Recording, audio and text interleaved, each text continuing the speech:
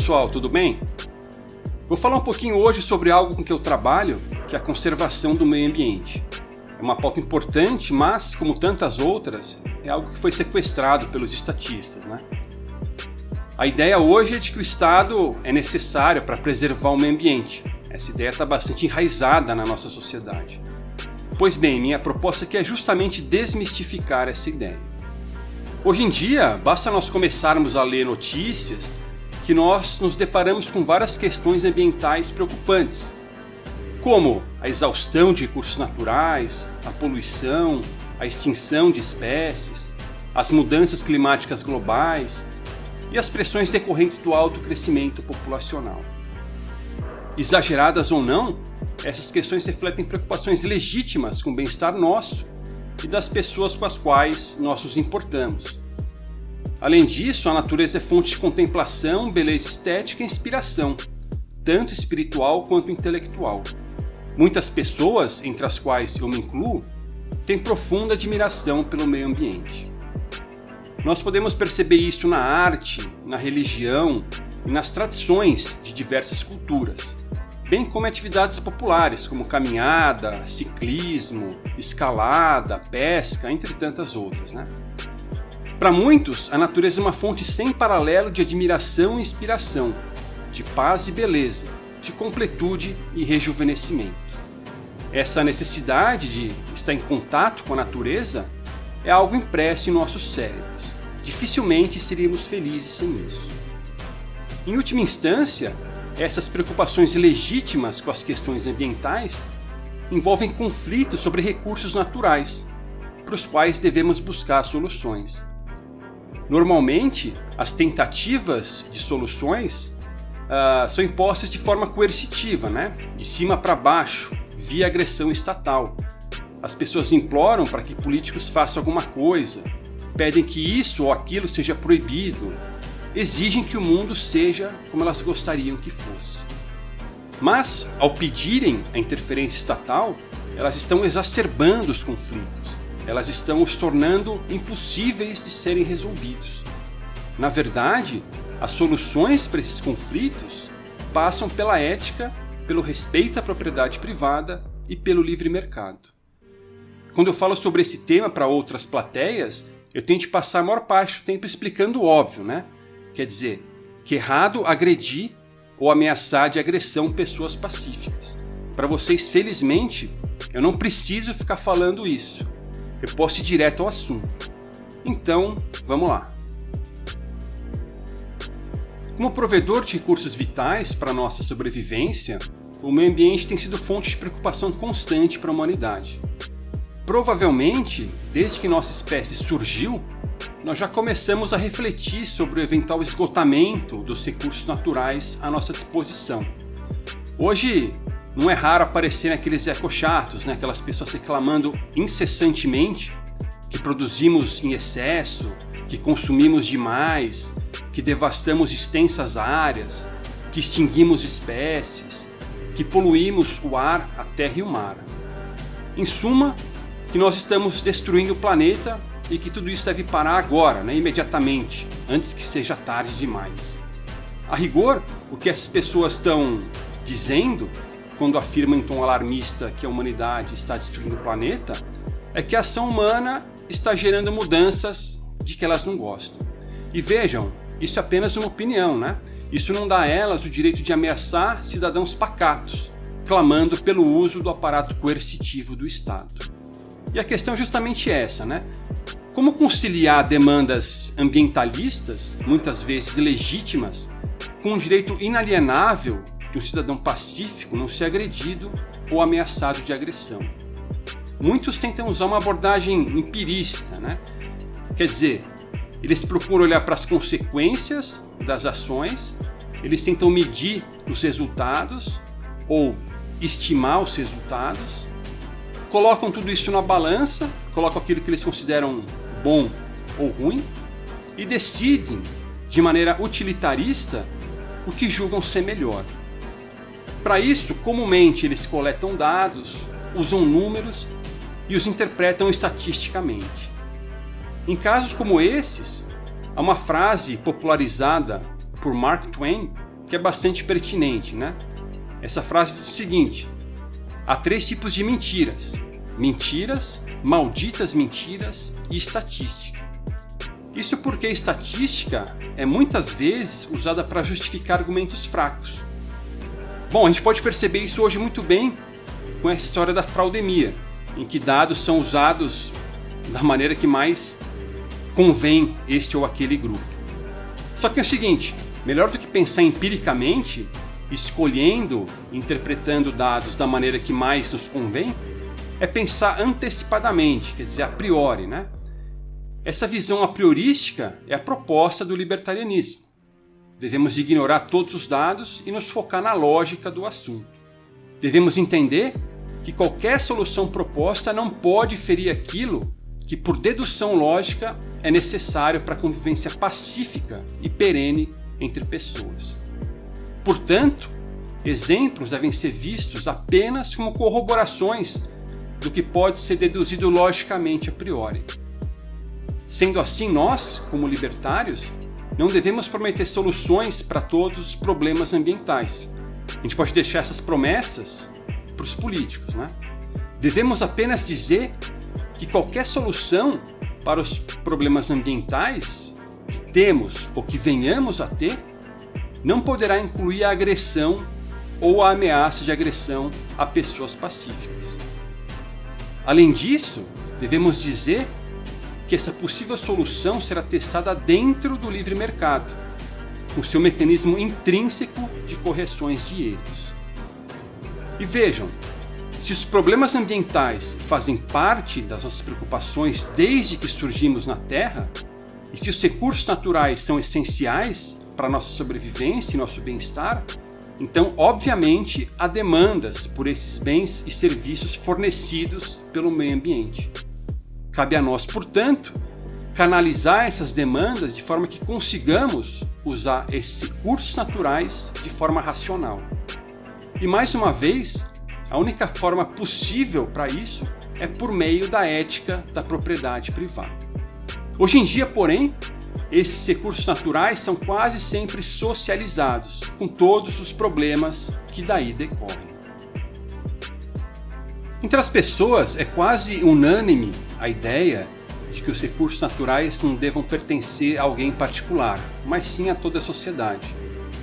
Elas dizem: o meio ambiente não é mercadoria, a água é de todos, ninguém pode ser dono das florestas. Bom, se a água ou as florestas são de todos, na verdade não são de ninguém, né? E se não são de ninguém, não há nenhum incentivo para que sejam conservadas. Ao contrário, o incentivo será para que sejam consumidas à exaustão. Essa ideia de que recursos naturais não podem ser mercadorias é justamente a razão pela qual eles são levados ao esgotamento.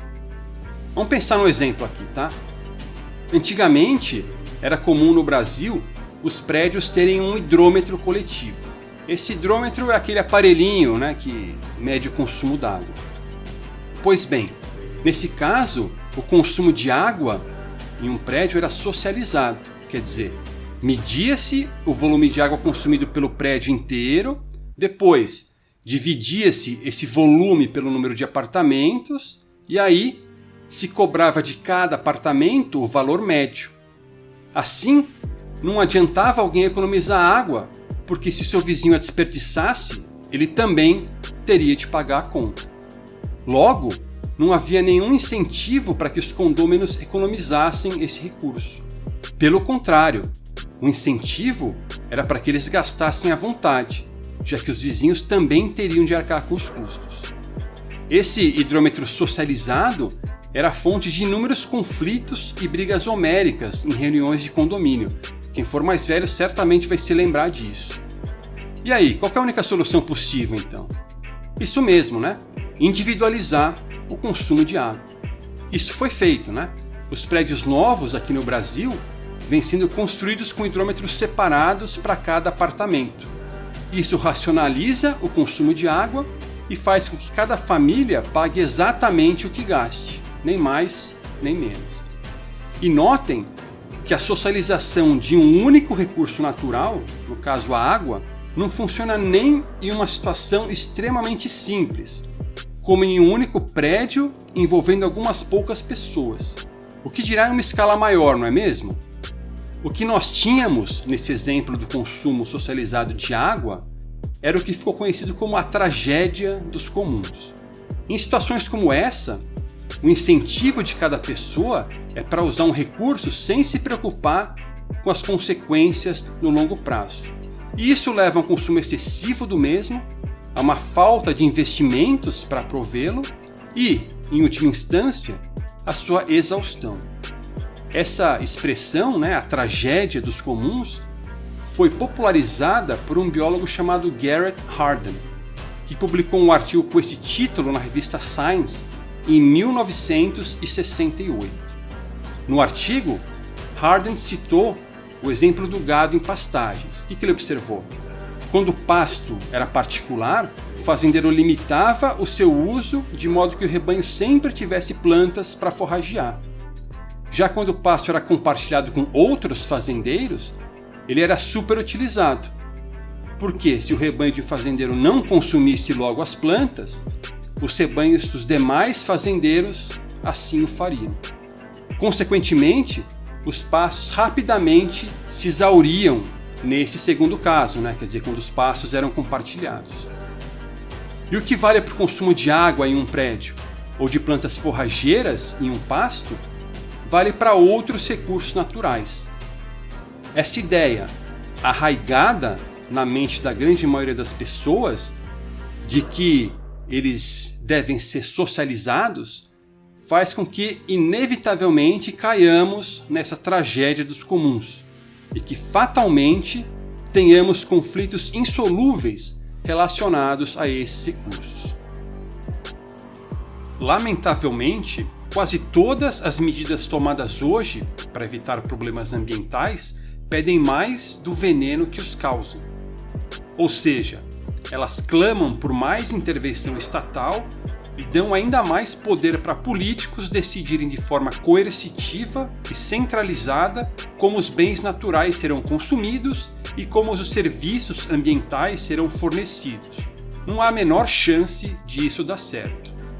Além dessas medidas serem antiéticas, o que por si só já basta para que sejam sumariamente rechaçadas, elas são antieconômicas porque levam a uma alocação irracional de recursos e ineficientes, porque não resolvem os problemas que se propõem a resolver.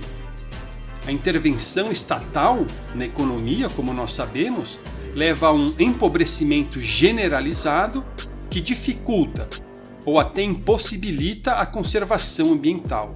Afinal, quem está passando por dificuldades financeiras não pode se dar o luxo de ficar se preocupando com questões ambientais.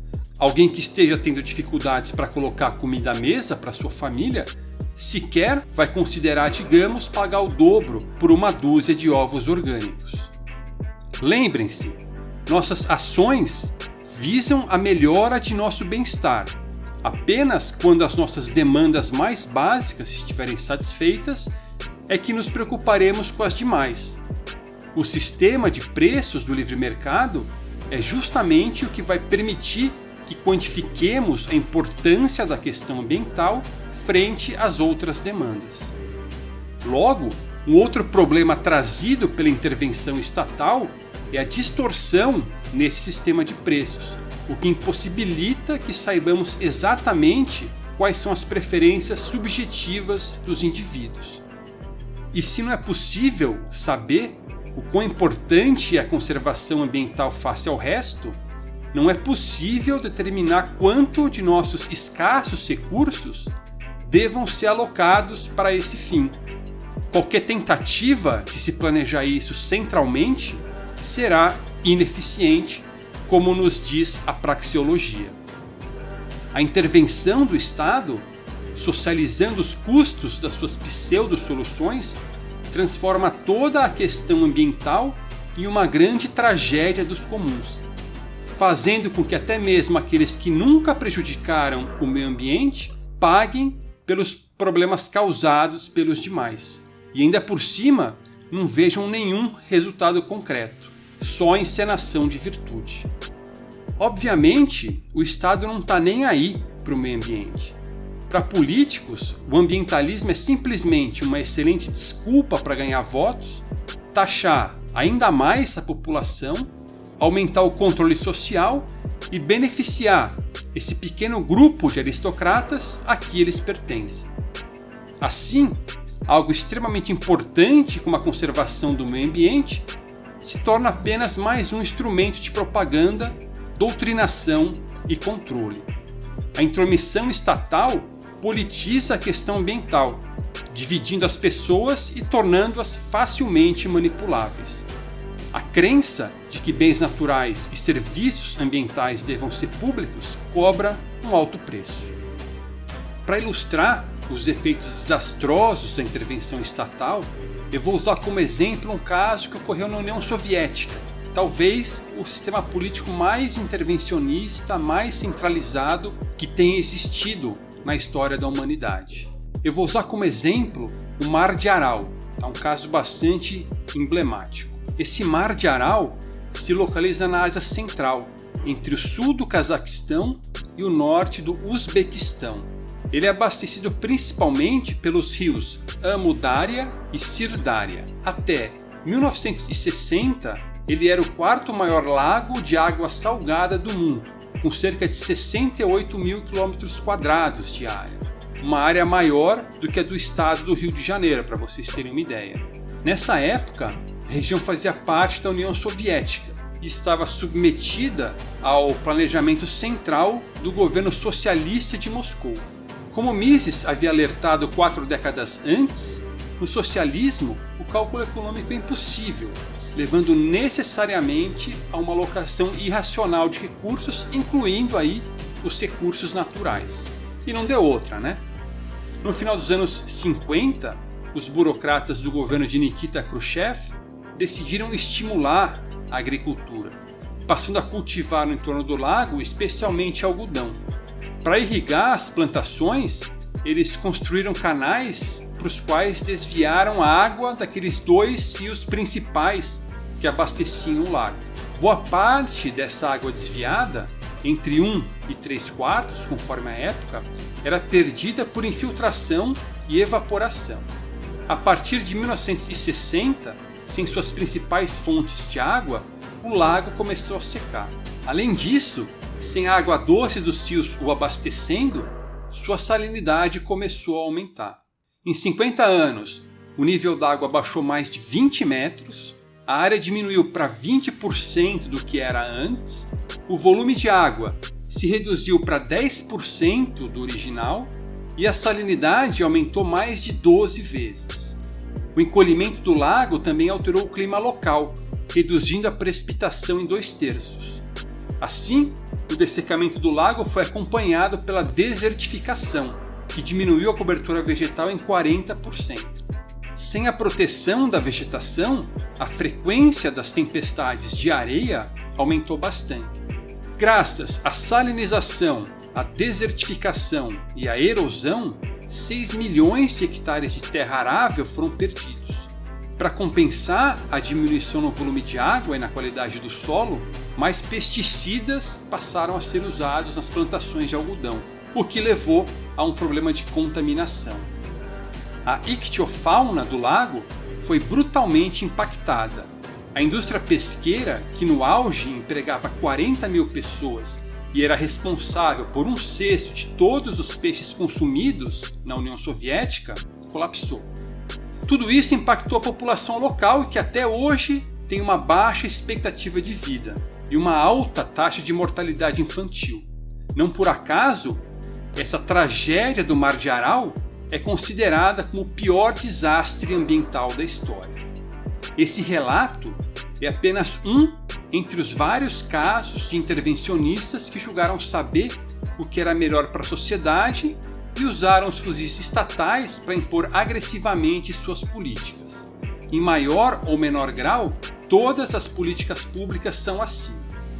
O socialismo, ao violar nosso direito natural à autopropriedade, faz com que os recursos naturais sejam necessariamente sub- ou sobreutilizados. Ainda cria conflitos insolúveis e se alimenta deles para aumentar o grau de controle social. A escritora Ayn Rand tem aquela frase famosa, né, que diz o seguinte: podemos ignorar a realidade, mas não podemos ignorar as consequências de ignorar a realidade. E é isso mesmo, né? No caso do meio ambiente, mesmo se ignorarmos o fato de que os recursos naturais são escassos, tratando-os como direitos, procurando socializá-los, cedo ou tarde a realidade vai bater à nossa porta. Cairemos naquela tragédia dos comuns, haverá um incentivo para a exaustão desses recursos e surgirão vários conflitos, cujos vencedores serão determinados pela força. Assim não tem jeito, né? Se nós quisermos realmente solucionar esses problemas, a solução é o livre mercado, é privatizar os recursos naturais. Antes de mais nada, a privatização de tais recursos é a única solução ética. A ética da propriedade privada pode ser deduzida logicamente e é universal. Ela é válida para qualquer pessoa, em qualquer lugar e a qualquer momento. Sendo assim, ela previne conflitos, protege os mais fracos e nos dá um embasamento jurídico claro para punir os que não a respeitam e para restituir os que são desrespeitados. Seguindo essa ética, o recurso natural será daquele que primeiro dele se apropriar ou daquele que o receber de outrem por meio de uma troca voluntária. Uma vez privatizados, os recursos naturais podem ser comercializados em um livre mercado, cujos preços, agora livres das distorções estatais, refletem fielmente as preferências subjetivas das pessoas. Bom, nós temos várias demandas, né? Das quais a proteção ao meio ambiente é apenas uma. Hoje em dia, dadas as interferências econômicas estatais, não temos como saber qual é a exata posição da proteção ao meio ambiente dentro dessa lista de necessidades. Apenas o sistema de preços em um livre mercado nos permite aferir o quão importantes são as questões ambientais em relação às outras demandas, né? Deixa eu contar uma outra historinha para vocês, bastante ilustrativa. Na década de 1840, uma praga dizimou as culturas de batata na Europa setentrional, levando a uma grande carestia. Milhões de pessoas ficaram desnutridas, muitas delas morreram e outras tantas foram obrigadas a emigrar, levando a um grande declínio populacional. A diminuição da oferta desse bem natural levou ao aumento do preço, não só da própria batata, mas também de outros alimentos. Isso é simplesmente a lei de oferta e procura, algo de que não temos como escapar. Quer dizer, se a procura é a mesma e se há menos de um dado recurso, cada item dele custa mais. Aí mais uma vez, cheios de boas intenções, os nossos justiceiros sociais gritam: "Ah, que absurdo! Esses agricultores eram os capitalistas malvadões, a população morrendo de fome e eles aumentando os preços. O governo deveria ter intervindo e controlado tudo." Bom, ao contrário, né? Se o governo tivesse intervindo, o problema só teria piorado. Um controle de preços teria trazido duas consequências negativas. O preço artificialmente baixo dos alimentos teria levado, primeiro, a um esgotamento quase que imediato de todo o pequeno estoque que havia e, segundo, a uma ausência de incentivos para que empreendedores procurassem normalizar a oferta. Como as coisas seguiram seu curso, os preços altos dos alimentos fizeram com que algumas pessoas arriscassem o próprio capital na esperança de que pudessem lucrar mais depois, ofertando aqueles bens tão raros e procurados. Uma dessas pessoas foi o agrônomo inglês John Bennett Lawes, que nessa mesma década de 1840 desenvolveu o chamado superfosfato e deu início à indústria de fertilizantes químicos, que levou a um brutal aumento da produtividade agrícola e foi fundamental para a solução da crise. Então notem, o que salvou os europeus não foram as boas intenções de ninguém, mas sim o desejo por lucro de empreendedores como Lawes. E eis aí o papel fundamental dos empreendedores, né? Em uma economia de livre mercado, eles se antecipam e procuram oferecer o que acreditam ser mais desejado, coordenando o uso dos recursos, inclusive os recursos naturais. Consumidores, por sua vez, respondem comprando ou não o que é lhes oferecido. Graças ao sistema de preços, lucros e prejuízos sinalizam se e como recursos devem ser realocados. Já que nossos limitados recursos podem ser alocados de infinitas maneiras, temos de fazer escolhas, sacrificando alguns de nossos desejos em função de outros. E qual que é a conclusão inescapável disso? É a seguinte, é que em um livre mercado, a quantidade de natureza a ser preservada será exatamente aquela que a população como um todo considerar necessária. Talvez eu e vocês consideremos essa quantidade pequena. Talvez aqueles justiceiros sociais se decepcionem. Paciência, a vida é assim. Contudo, todos nós poderemos participar da economia de mercado, encorajando pacificamente outros a aprimorarem esse cenário que nós consideramos insuficiente. Isso não é melhor do que defender que alguns políticos roubem o povo na esperança de que, por milagre, façam o que deles se espera? Bem melhor, né? Mas e se uma empresa desperdiçar recursos naturais? Perguntam aqueles inquietos justiceiros ambientais. Ora, em um ambiente de livre mercado não há barreiras de entradas, né? Dado que os recursos são escassos e que os empreendedores buscam lucro, há um estímulo muito forte para se usar a menor quantidade possível desses recursos. Assim, se uma empresa for gerida de forma irresponsável, gastando mais recursos naturais do que precisa, há todo um incentivo para que outras tomem o seu lugar. E é justamente esse mecanismo de competição do mercado que faz com que empreendedores perdulários sejam rapidamente eliminados. E a poluição? Continuam incansáveis lá os nossos justiceiros. Esses empreendedores insensíveis vão poluir tudo, mas será que vão? Vocês já tentaram jogar lixo no quintal do vizinho? Acho que não, né? Mas vocês sabem que se jogarem, o vizinho não vai aceitar a sujeira passivamente. É como diz aquele ditado, né? Quem tem, cuida. Aqui é a mesma coisa.